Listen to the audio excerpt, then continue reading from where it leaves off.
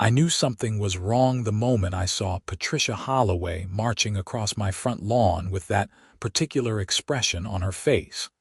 The one that meant she was about to make someone's day considerably worse. I was sitting on my porch in Maple Ridge, Colorado, enjoying a rare, peaceful afternoon with my service dog, a 3-year-old German Shepherd named Atlas, when the president of our homeowners association decided to pay me an uninvited visit.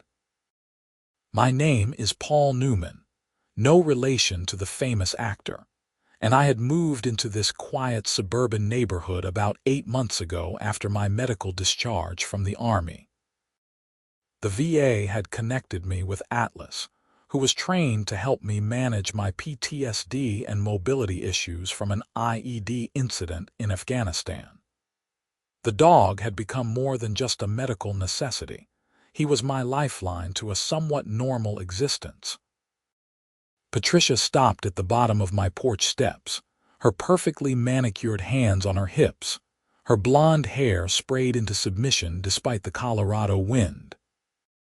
She was the quintessential HOA president, a woman in her late 40s who had apparently decided that enforcing neighborhood rules was her calling in life. I had already had 2 run-ins with her about my grass being a 1/4 inch too long, and my trash cans being visible from the street for approximately 10 minutes longer than the HOA bylaws allowed. "Mr. Newman," she began, her voice dripping with false politeness, "we need to discuss your pet situation." I felt Atlas shift beside me, his warm presence a comfort as I sensed the tension rising. "Atlas isn't a pet, Mrs. Holloway. He's a service animal. We've been through this before." Her lips pursed into a thin line. "Yes, well, I've received complaints from several neighbors about the dog. Large breeds aren't permitted according to our HOA covenants, conditions, and restrictions. Section 4.7 clearly states that no dogs over 50 pounds are allowed in Maple Ridge." I took a deep breath, reminding myself to stay calm. Atlas sensed my rising stress and placed his head on my knee, a grounding technique he had been trained to perform. "Mrs. Holloway, the Fair Housing Act and the Americans with Disabilities Act both supersede HOA rules when it comes to service animals. Atlas is a medical necessity, not a pet choice. I provided documentation to the HOA board when I moved in." "That so-called documentation could be fabricated," Patricia said, waving her hand dismissively. "Anyone can get those fake service animal certificates online these days. I've done my research." The accusation stung, but I kept my voice level. "I'm not talking about an online certificate. I have legitimate medical documentation from the VA and Atlas's training certification, from Patriot Paws service dogs. Everything was submitted properly through the appropriate channels." Patricia's expression hardened. "Nevertheless, the board has decided that we need to verify this information more thoroughly. Until we complete our investigation, the dog needs to be removed from the property. You have 72 hours to comply, or will be forced to take legal action." My hands clenched the armrests of my chair. "You can't be serious. Atlas is a federally protected service animal. What you're suggesting is illegal." "What's illegal is violating the HOA covenant that you signed when you purchased your home," she shot back. "The rules apply to everyone, Mr. Newman, regardless of your circumstances. I don't care if you were in the military or not. Rules are rules." I felt my heart rate accelerating, the familiar signs of an anxiety attack beginning to creep in. Atlas immediately stood and pressed his body against my legs, providing deep pressure therapy. His training was kicking in, but Patricia's continued presence was making it harder for me to regulate my breathing. "Mrs. Holloway, I need you to leave now," I managed to say through gritted teeth. "You're causing a medical episode and I need space." She looked at me with something between suspicion and contempt. How convenient. This is exactly the kind of manipulation I've been reading about, people claiming disabilities to get special treatment. Well, it won't work here. 72 hours, Mr. Newman. I'll be delivering a formal notice by the end of the day. As she turned and walked away, I focused on Atlas, running my hands through his fur, counting my breaths the way my therapist had taught me. The panic attack was still threatening to overwhelm me, but Atlas's presence and training were helping me maintain some control. It took nearly 20 minutes before I felt stable enough to stand and go inside. Once in my living room, I collapsed onto the couch, Atlas immediately jumping up beside me despite my usual rule about furniture. Right now, I needed him close. I pulled out my phone with shaking hands and scrolled through my contacts until I found the number for the VA's legal assistance office. They had given me the contact information when I first got Atlas, mentioning that, unfortunately, situations like this were more common than they should be. The phone rang 4 times before someone picked up. VA Legal Assistance, this is Karen Wright speaking. I explained the situation, trying to keep my voice steady as I recounted Patricia's visit and her threats. Karen listened patiently, asking clarifying questions about what documentation I had provided and what specific threats had been made. Mr. Newman, Karen said once I had finished, what you're describing is a clear violation of both the Fair Housing Act and the ADA. HOA covenants cannot supersede federal disability rights laws. The fact that you provided documentation and they're still threatening action is particularly egregious. I specialize in disability rights law, and I'd be willing to take your case pro bono through the VA's legal assistance program. Relief washed over me. Thank you. I just want to be left alone to live in my home with my service dog. I'm not trying to cause problems. You're not causing problems, Karen assured me. The HOA is violating federal law. Here's what we're going to do. Don't respond to any communications from the HOA without running them past me first. I'm going to draft a letter informing them of the legal issues with their position and giving them an opportunity to back down before we take further action. If they persist, we'll file a formal complaint with the Department of Housing and Urban Development and potentially pursue a lawsuit. Do you have copies of all the documentation you submitted? Yes, everything.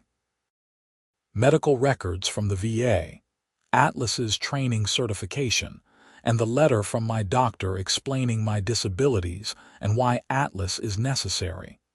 Perfect. Can you scan those and email them to me today? I want to get the letter out to the HOA board as quickly as possible, preferably before they deliver their formal notice to you. I agreed and spent the next hour scanning documents and sending them to Karen. As promised, Patricia had a certified letter delivered to my door around 5 in the evening. I signed for it but didn't open it, instead photographing the unopened envelope and texting the image to Karen as she had requested. That night, I barely slept. Every noise had me on edge, worried that Patricia might escalate the situation further. Atlas seemed to sense my distress and stayed even closer than usual, his solid presence the only thing keeping me from spiraling completely into anxiety. I kept replaying Patricia's words in my mind, the way she had dismissed my service, my disabilities, and my rights with such casual cruelty. The next morning, I received a call from Karen. I've reviewed the letter they sent you. It's even worse than I thought. They're threatening daily fines of $500 starting in 72 hours if you don't remove Atlas from the property. They're also threatening to place a lien on your home for unpaid fines and potentially begin foreclosure proceedings. My stomach dropped. Can they actually do that? Not legally, no. but they can make the attempt, which would force you to fight them in court. That's exactly why we need to shut this down immediately. I've drafted a response that I'm sending via certified mail and email to every member of the HOA board. It outlines the federal laws they're violating, the potential penalties they face, and the fact that we're prepared to file a lawsuit seeking damages, legal fees, and injunctive relief if they don't immediately withdraw their threats and issue a written apology. You think it will work? I asked. Karen's tone was confident. In my experience, most HOAs back down once they realize the legal liability they're facing. The problem is that board members often don't understand disability rights law, and they let their desire to enforce their rules override common sense and federal law. If they have any competent legal counsel, that attorney will tell them to back off immediately. I thanked Karen and tried to go about my day, but it was impossible to focus on anything. I had planned to do some work on my freelance graphic design projects, but I found myself staring at the computer screen without actually accomplishing anything. Atlas stayed by my side, occasionally nudging my hand when my stress levels became too elevated. Around noon, my doorbell rang. Through the window, I saw a man in his 30s wearing a polo shirt with the Maple Ridge HOA logo. I opened the door cautiously with Atlas beside me. "Mr. Newman, I'm Derek Chen, Vice President of the HOA Board. Do you have a few minutes to talk?" I studied him carefully. Unlike Patricia, he looked uncomfortable and apologetic. "I suppose. What's this about?" Derek glanced down at Atlas. "Is it okay if I come in, or would you prefer to talk out here?" "Here is fine," I said, not wanting to let an HOA board member into my home given the current situation. He nodded, respecting my boundary. "Look, I want to apologize for Patricia's behavior yesterday and for the letter you received. Several board members, myself included, were not aware she was planning to take that action. When we received a letter this morning from your attorney outlining the legal issues, I did some research of my own. She was completely out of line." I crossed my arms. "So you're withdrawing the threats?" "I am personally in favor of doing exactly that." "We have an emergency board meeting scheduled for tonight to discuss the matter. Patricia is insisting that the HOA's covenants give us the right to enforce our pet restrictions regardless of federal law, but our HOA attorney has strongly advised us to back down immediately. He said we could face significant liability if we continue." "Your attorney is correct," I said. "And just so you know, Atlas isn't a pet. He's a medical necessity. I didn't choose to have PTSD or mobility issues. I didn't choose to need a service dog to function in daily life. What I did choose was to buy a home in what I thought was a nice, peaceful neighborhood where I could rebuild my life. Instead, I'm being harassed and threatened with losing my home." Derek looked genuinely distressed. "I understand, and again, I'm sorry. I can't speak for the full board, but I'm going to advocate strongly for withdrawing all threats and issuing a formal apology. Patricia doesn't speak for all of us." After Derek left, I called Karen to update her. She was pleased to hear that at least some board members seemed reasonable, but cautioned me not to assume the situation was resolved until we had something in writing. The next 2 days were tense. I stayed close to home, half expecting Patricia to show up again with more threats. On the third day, exactly 72 hours after her initial visit, I received another certified letter. My hands were shaking as I opened it, fearing it was the promised fine notice. Instead, it was a letter signed by 4 of the 5 HOA board members, including Derek Chen. The letter stated that the HOA withdrew all previous demands regarding Atlas, acknowledged that service animals were protected under federal law and exempt from pet restrictions, and apologized for any distress caused. Notably, Patricia Holloway's name was not among the signatures. I immediately photographed the letter and sent it to Karen, who called me within minutes. "This is good news, but it's not quite enough. They've backed down on the immediate threat, but they haven't addressed the potential damages you suffered from their illegal actions. I want to send a follow-up letter requesting compensation for your legal fees, emotional distress, and to ensure they implement policies to prevent this from happening to other disabled residents in the future." "I don't want to be greedy," I said. "I just want to be left alone." "This isn't about greed," Karen said firmly. "It's about accountability and making sure they understand the seriousness of what they did. They threatened to take your home because you have a disability and use a service animal. That's not okay, and there need to be consequences. Plus, if they compensate you, it makes it less likely they'll try something like this again with you or anyone else."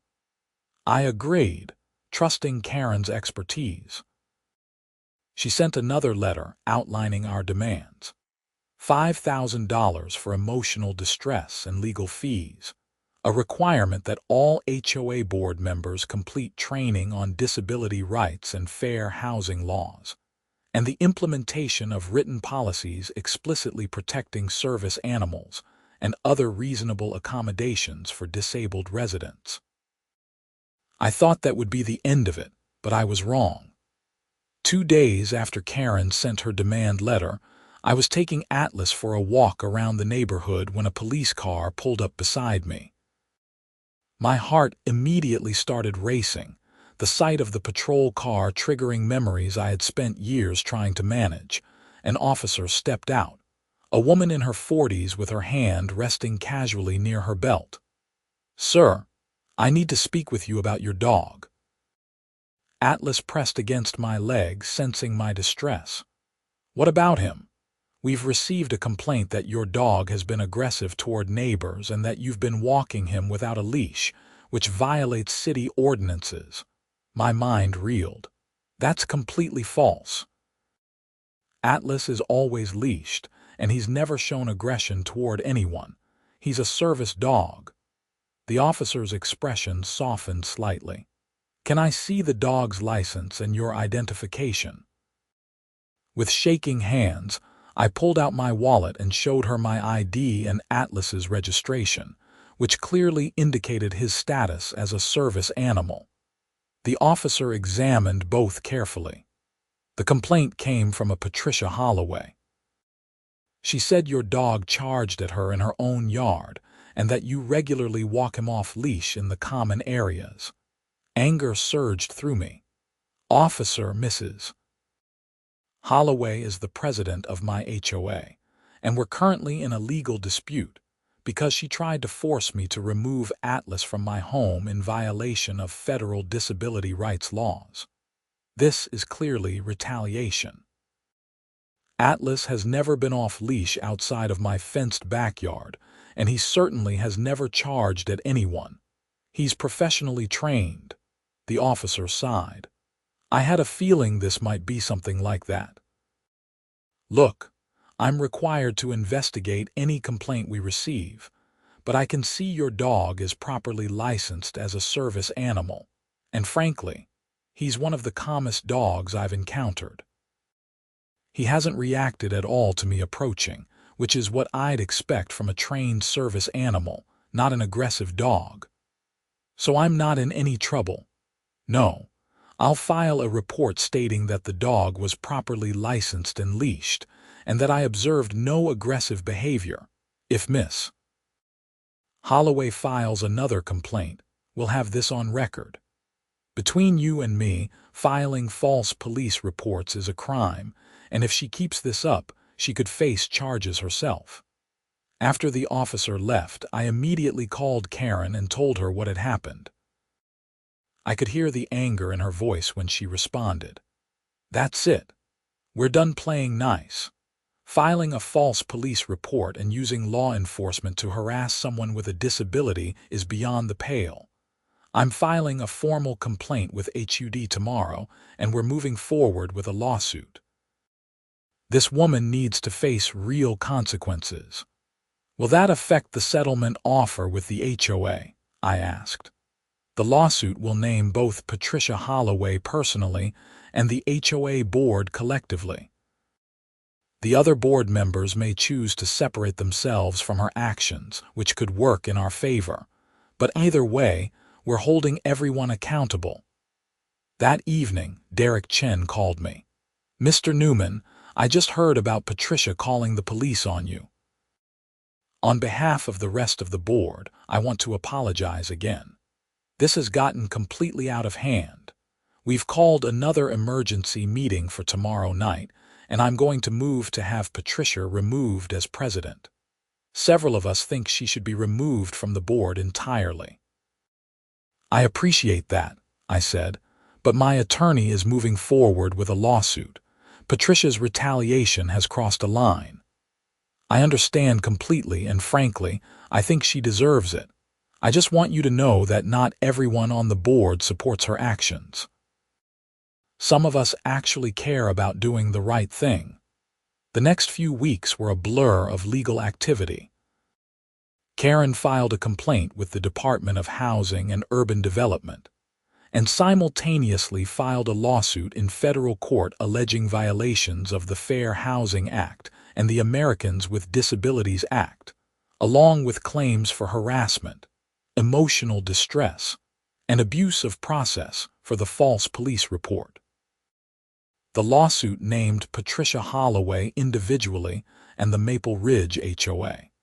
Within days of being served, the HOA's attorney contacted Karen to discuss a settlement. Patricia, however, retained her own attorney and vowed to fight the case. The HOA's settlement offer was generous. $25,000, mandatory disability rights training for all current and future board members, implementation of comprehensive policies protecting disabled residents, and removal of Patricia Holloway from her position as president. They also agreed to pay for any therapy I needed to address the emotional distress caused by their actions. Karen advised me that it was a good offer, especially since it achieved everything we wanted from the HOA itself. I agreed to the settlement, but the case against Patricia personally would continue. Meanwhile, the neighborhood dynamics were shifting. Several neighbors I had barely spoken to before reached out to express their support. One couple brought over a casserole and apologized for not speaking up when Patricia had been going door to door trying to gather signatures on a petition to ban large dogs. Another neighbor, an older man who walked with a cane, told me he was glad someone was finally standing up to Patricia's bullying tactics. "She tried to fine me for having a wheelchair ramp installed," he said. "Claimed it violated the aesthetic standards of the neighborhood. I had to threaten legal action before she backed off. That woman has made life miserable for half the people in this community." I learned that Patricia had a history of similar behavior. She had tried to force a family to remove a ramp for their autistic son's special needs stroller. She had attempted to ban holiday decorations that didn't meet her personal taste. She had even tried to prevent a family from flying an American flag because it was too large according to her interpretation of the HOA rules. The more I learned, the more I realized that my case was about more than just me and Atlas. It was about standing up to someone who had been abusing her power for years, making life harder for vulnerable people in our community. 2 months after the lawsuit was filed, I received a call from the police department. The officer who had responded to Patricia's false complaint wanted to let me know that they were filing criminal charges against her for making a false report and misuse of emergency services. Apparently, she had called 911 claiming Atlas had bitten her, which was a completely fabricated allegation. The prosecutor felt there was enough evidence of a pattern of false reports to move forward with charges. The criminal case moved faster than the civil lawsuit. Patricia was arraigned on misdemeanor charges and pled not guilty, but the evidence against her was substantial.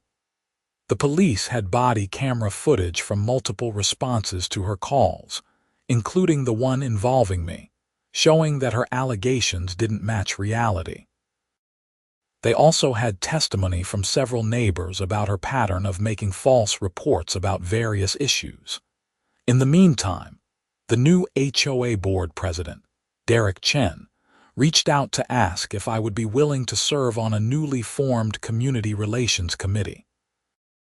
The committee's goal was to review HOA policies and ensure they were inclusive and compliant with fair housing laws. I was hesitant at first, not wanting to get more involved with the HOA than necessary, but Derek convinced me that my perspective would be valuable in preventing future issues. I agreed, and over the next few months, we implemented several important changes. We created clear policies protecting service animals and emotional support animals with legitimate documentation. We established a process for requesting reasonable accommodations that respected privacy while ensuring legitimate needs were met. We also implemented mandatory training for all board members on fair housing laws and disability rights. The civil case against Patricia went to mediation about 4 months after it was filed. Her attorney had apparently advised her that she was likely to lose at trial and face significant damages. She was no longer fighting the case so much as trying to minimize the financial impact. Karen and I sat across from Patricia and her attorney in a conference room at the courthouse. Patricia looked different from the confident, aggressive woman who had marched across my lawn months earlier. She seemed smaller somehow, defeated. She wouldn't make eye contact with me. Her attorney opened with an offer of $10,000 to settle all claims. Karen countered with $50,000, pointing out the strength of our case and the documented pattern of harassment. We went back and forth for hours, eventually settling on $35,000, a written apology, and an agreement that Patricia would never seek a position on any HOA board in the future. The apology was brief and clearly written by her attorney, but having it in writing was important. It acknowledged that her actions were wrong, that they violated my rights, and that she understood the seriousness of discriminating against someone with a disability. The criminal case was resolved around the same time. Patricia pled guilty to making a false police report as part of a plea agreement. She was sentenced to 100 hours of community service, a year of probation, and ordered to take a class on disability awareness and civil rights. She also had to pay a fine and court costs. The financial aspect of the settlements was helpful, but honestly, the money was never the point. What mattered was that Patricia faced real consequences for her actions, and that the HOA implemented policies to protect other disabled residents in the future. Karen told me that word of the case had spread in legal circles, and several other attorneys had contacted her about similar situations in other neighborhoods. My case was apparently setting a precedent that was helping others. Life slowly returned to a new normal. I continued my therapy, working through the PTSD that Patricia's harassment had definitely exacerbated. Atlas remained by my side, as reliable and steady as ever. I became more active in the neighborhood, attending community events and building relationships with my neighbors. Without Patricia's toxic influence, the community became genuinely welcoming.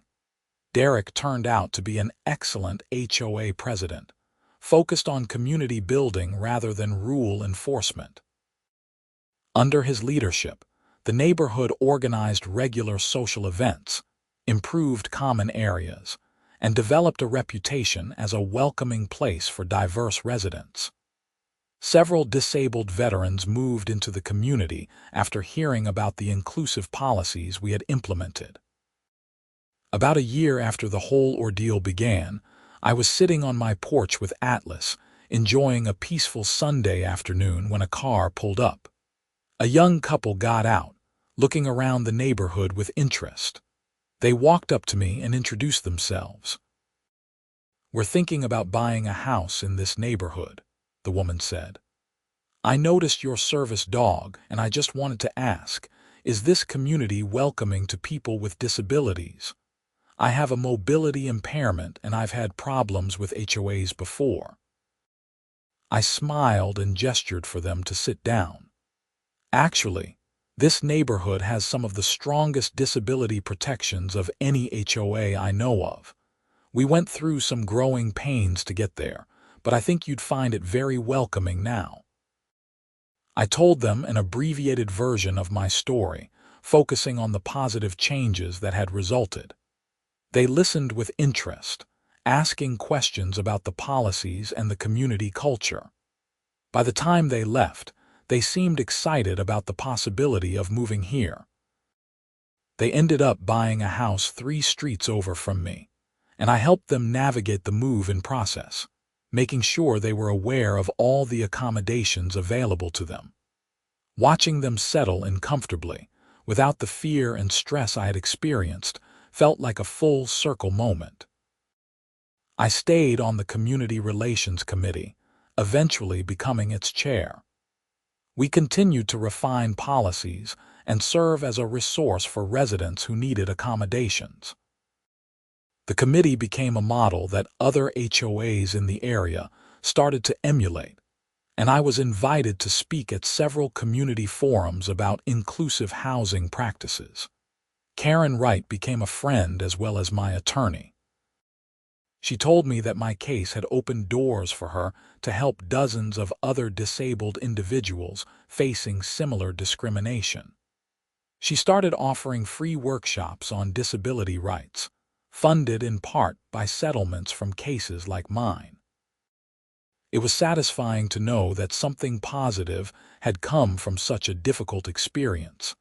Atlas continued to be my constant companion and guardian. As he got older, I started thinking about what would happen when he eventually retired from service work. The thought was painful, but I knew that when the time came, I would need to work with another service dog. The idea of going through another situation like the one with Patricia was terrifying, but I took comfort in knowing that the legal precedents were stronger now, and that attorneys like Karen were ready to fight these battles. One day, about 2 years after everything started, I received a letter in the mail from an advocacy organization called the National Disability Rights Network. They wanted to honor me with an award for my advocacy work in the disability rights field. I was surprised and humbled. I didn't think of myself as an advocate. I had just been trying to live my life and protect my rights. The awards ceremony was held in Denver, about an hour from Maple Ridge. Karen came with me, along with Derek and several other neighbors who had become friends. Atlas, of course, was by my side, looking dignified in his service vest. When I accepted the award, I gave a short speech about the importance of standing up for your rights, even when it's scary and difficult. "I never wanted to be in this position," I told the audience. "I never wanted to sue anyone or be involved in a legal battle. I just wanted to live quietly with my service dog and heal from my own experiences. But when someone tried to take that away from me, I realized that staying silent wasn't an option. Not just for me, but for everyone else who might face similar discrimination. If my case made it even a little bit easier for the next person, then everything I went through was worth it." The audience gave me a standing ovation. As I stood there with Atlas beside me, looking out at all those people who understood the importance of disability rights, I felt something I hadn't felt in a long time. Hope. Hope that things were changing, that communities were becoming more inclusive, that people with disabilities didn't have to fight so hard just to exist in the spaces where they lived. After the ceremony, several people approached me with their own stories. A woman with an emotional support animal who had been denied housing. A man with a wheelchair who faced constant barriers in his HOA community. A parent of a child with autism who needed accommodations that their neighborhood refused to provide. Each story reminded me why this work mattered, why speaking up and fighting back was so important. I connected many of these people with Karen or other disability rights attorneys. I shared the policies our HOA had implemented and offered to help other communities develop similar frameworks. It was amazing to see how one person's fight for their rights could ripple outward, creating positive change in ways I never could have anticipated. Back in Maple Ridge, life continued to improve. The neighborhood became known as a model of inclusive community living. We attracted diverse residents, including several disabled veterans, families with special needs children, and elderly residents who appreciated the accommodations and accessibility features we prioritized. Property values actually increased, disproving Patricia's old argument that accommodating disabled residents would somehow hurt the neighborhood. I occasionally saw Patricia around town. She had moved out of Maple Ridge shortly after the settlements, unable to face the neighbors who knew what she had done. She always looked away when she saw me, never acknowledging my presence. I didn't hold on to anger toward her anymore. The situation had been resolved, justice had been served, and dwelling on negativity would only hurt me. Instead, I focused on the positive aspects of my life. My freelance graphic design business was thriving. I had built genuine friendships with my neighbors. I was active in my community, making a real difference in people's lives. And I had Atlas, who had literally saved my life in more ways than one, not just through his service work, but by giving me something worth fighting for. On the 3-year anniversary of the day Patricia first marched across my lawn, I sat on that same porch with Atlas, now a bit grayer around the muzzle but still as devoted as ever. I thought about everything that had happened, all the stress and fear and anger, but also all the growth and positive change that had come from it. My phone buzzed with a text from Derek. The HOA board wanted to dedicate one of the neighborhood common areas as an accessible playground and community garden, designed specifically to be usable by people with various disabilities. They wanted to know if I would help with the planning, and if I would be willing to have it named the Newman Inclusive Community Space. I was deeply touched by the gesture. I texted back that I would be honored to help with the planning, but that the space shouldn't be named after me. Instead, I suggested calling it the Maple Ridge Inclusive Community Space, because it represented the whole community's commitment to inclusion, not just one person's story. Derek responded with a thumbs up and a message saying that was exactly the right answer, which is why I was the perfect person to help lead the project.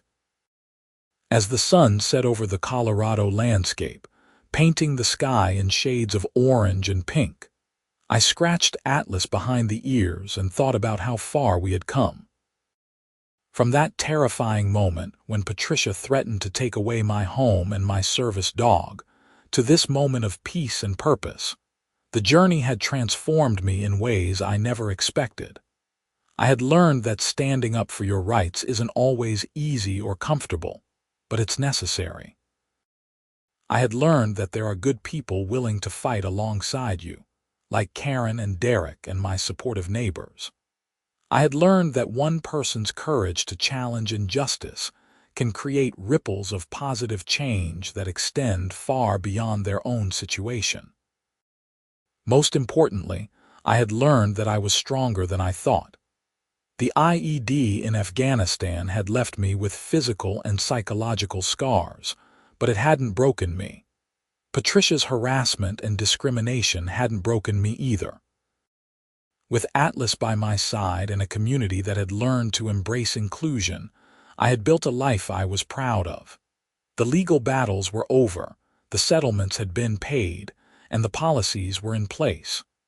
But the real victory wasn't about money or court judgments.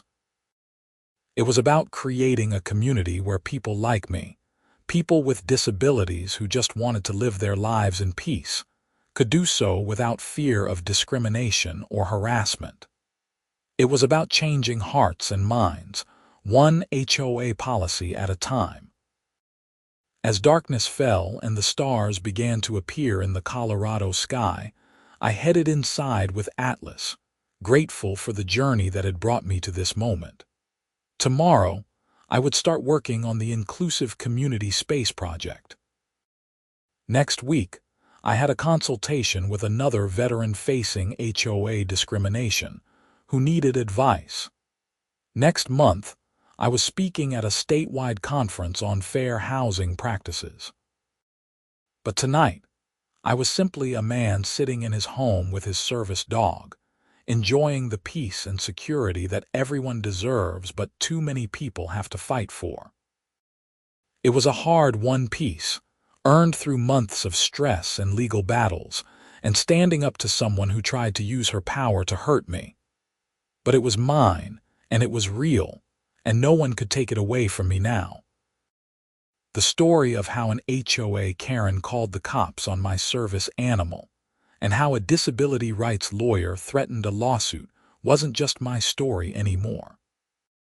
It had become a catalyst for change, a cautionary tale for HOAs that thought they could ignore federal disability rights laws, and an inspiration for others facing similar discrimination.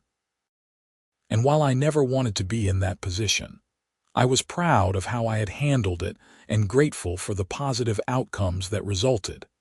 Atlas settled into his bed beside the couch, letting out a contented sigh. I smiled at him, my faithful companion who had been at the center of this whole conflict. He had no idea that he had helped change not just my life, but potentially the lives of countless other service animal handlers who would benefit from the legal precedents and policy changes that came from our case. As I prepared for bed that night, I reflected on a quote I had once heard about courage not being the absence of fear, but rather taking action despite fear. I had been terrified throughout much of this ordeal, terrified of losing my home, my service dog, my stability, terrified of legal battles and confrontations. But I had acted anyway, with Karen's help and my community's support, and that had made all the difference. The next morning brought new beginnings. I woke to Atlas's gentle nudge, reminding me it was time for his breakfast and our morning walk. As we walked through the neighborhood, several neighbors waved and called out greetings. Children asked if they could pet Atlas, always respectful when I explained he was working and needed to stay focused. Parents used those moments as teaching opportunities, explaining to their children about service animals and why they're important. This was the world I had fought for, a world where my disability and my service dog were understood and respected rather than feared and rejected. It wasn't a perfect world. There were still challenges and difficult days, but it was a world where I had a place and a purpose. Later that morning, I received an email from Karen. Another HOA in a neighboring town was threatening a family whose daughter had an emotional support animal prescribed for her anxiety disorder. The family had found my story online and reached out to Karen, hoping she could help them. Karen wanted to know if I would be willing to talk to the family, share my experience, and offer support.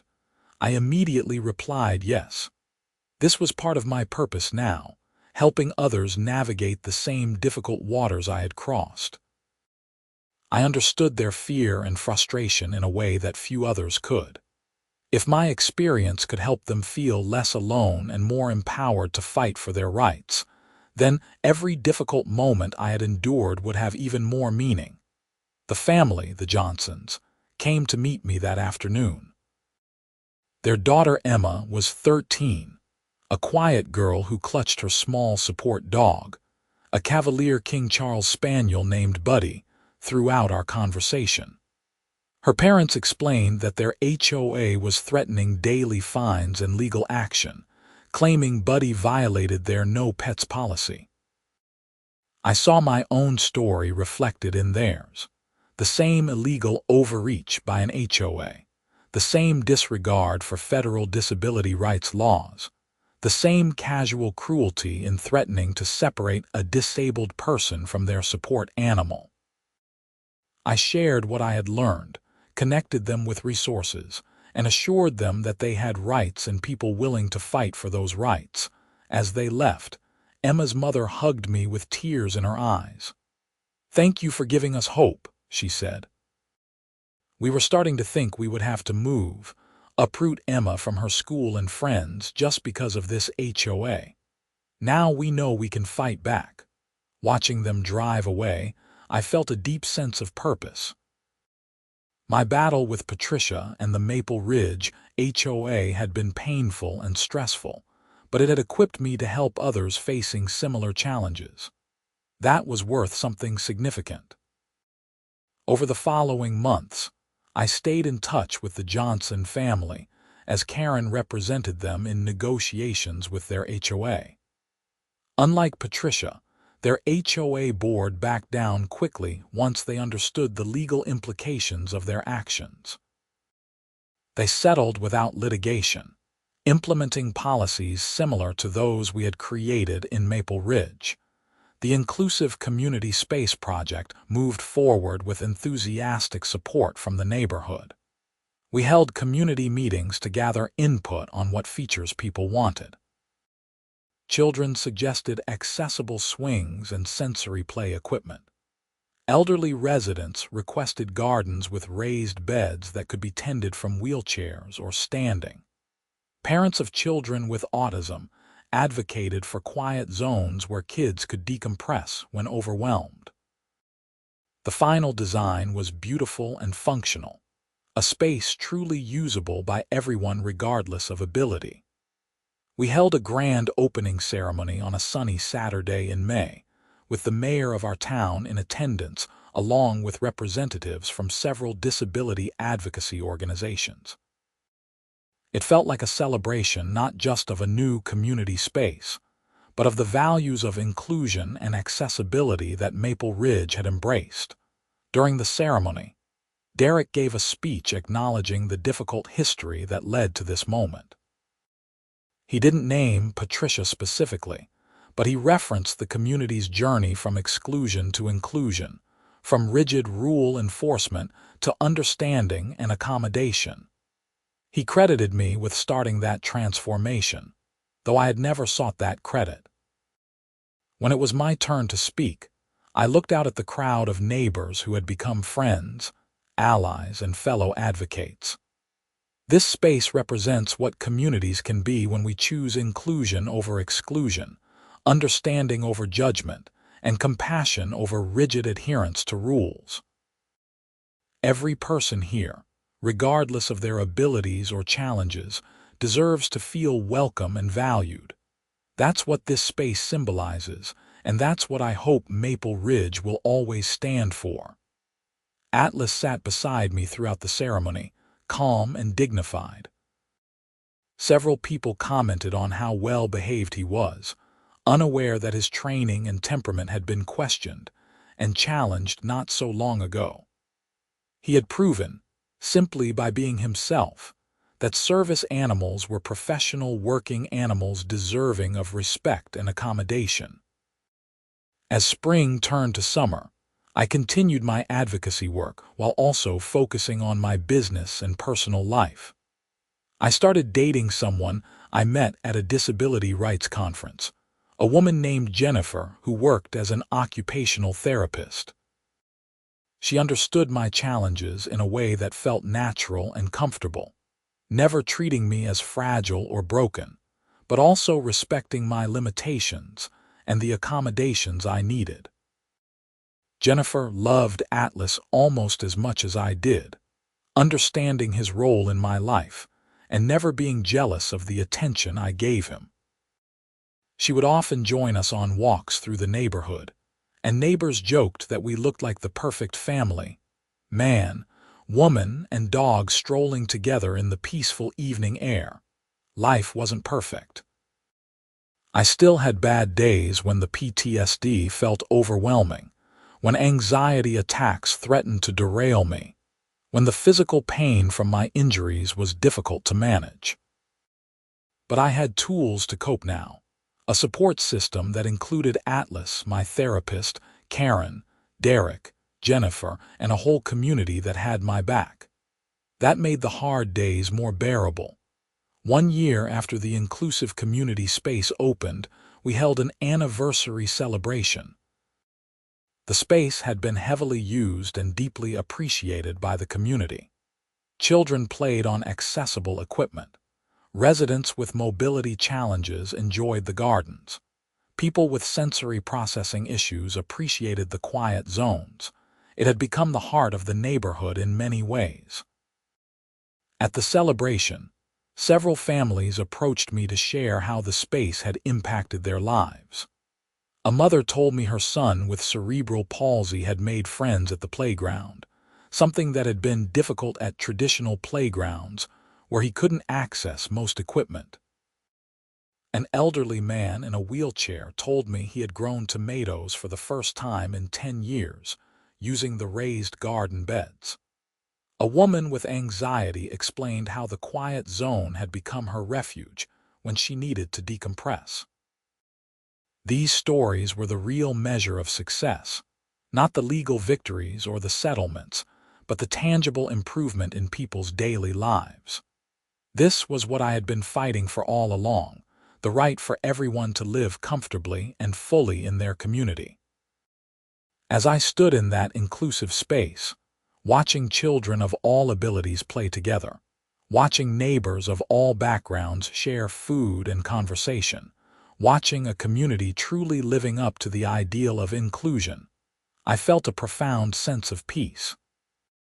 The journey that had started with Patricia's threats and harassment had led to something beautiful and lasting. Atlas, now approaching retirement age, lay beside me in the shade. I knew his time as my service dog was limited, and I was already working with Patriot Paws service dogs to be matched with my next partner.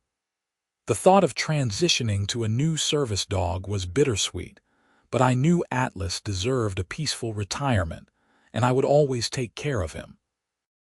Looking back on everything that had happened, from that first confrontation on my porch to this moment of community celebration, I realized that challenging injustice, even when it's frightening and difficult, can create change that extends far beyond your own situation. My fight for the right to live with my service dog had transformed an entire community's approach to inclusion and accessibility. Patricia's attempt to force me out had backfired spectacularly, not just for her personally, but in terms of her goals.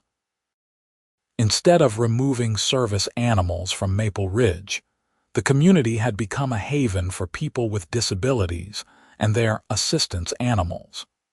Instead of rigid enforcement of restrictive rules, the HOA had embraced flexibility and accommodation. Instead of her vision of a controlled, uniform neighborhood, Maple Ridge had become diverse and welcoming. The irony wasn't lost on me. By trying to exclude me and Atlas, Patricia had set in motion a series of events that made Maple Ridge one of the most inclusive HOA communities in Colorado. Her discrimination had sparked a transformation she never could have imagined, and certainly never intended. As the sun set on the anniversary celebration and neighbors began heading home, Jennifer slipped her hand into mine. "You should be proud," she said softly. "You changed this place for the better." I looked around at the community space, at the neighbors laughing and talking, at the children playing without barriers, at the sense of belonging that permeated the atmosphere. "We all changed it," I said. "I just started the conversation, but I was proud. Proud that I had stood up for my rights when it would have been easier to give in. Proud that I had trusted Karen to fight for me when I felt overwhelmed. Proud that I had turned a painful experience into an opportunity for positive change. And proud of the community that had chosen inclusion over exclusion, even after being led astray by someone who didn't share those values. As Jennifer and I walked home with Atlas, I thought about the journey that had brought me here. From Afghanistan to Colorado, from isolation to community, from being threatened and harassed to being honored and respected, it had been a long road. There had been moments when I wasn't sure I would make it, when the challenges seemed insurmountable and the future looked bleak. But I had made it, with Atlas's help and the support of good people who believed in doing the right thing. And in the process, I had discovered a strength I didn't know I possessed, and a purpose I had been searching for since leaving the military. Sometimes the battles we don't choose to fight become the ones that define us and change us in the most profound ways. That night, as I lay in bed with Atlas sleeping on his bed beside me and Jennifer curled up against my side, I felt genuinely content. The war with Patricia and the HOA was over, won decisively through a combination of federal law, determined advocacy, and community support. The inclusive policies we had implemented would protect countless disabled residents for years to come. The community space would serve as a lasting reminder of what was possible when people chose inclusion over exclusion. My story, the story of an HOA Karen who called the cops on my service animal, and the disability rights lawyer who threatened a lawsuit to protect my rights, had become a story about transformation and justice. It was a reminder that federal disability rights laws exist for a reason, and that enforcing those rights, even through difficult legal battles, can create positive change that benefits entire communities. As I drifted off to sleep, I felt Atlas shift on his bed, letting out a contented sigh that matched my own feelings. We had fought the good fight, and we had won. Not just for ourselves, but for everyone who would come after us, everyone who needed the protection of disability rights laws and the support of inclusive communities. That victory, hard-won and meaningful, was something no one could ever take away.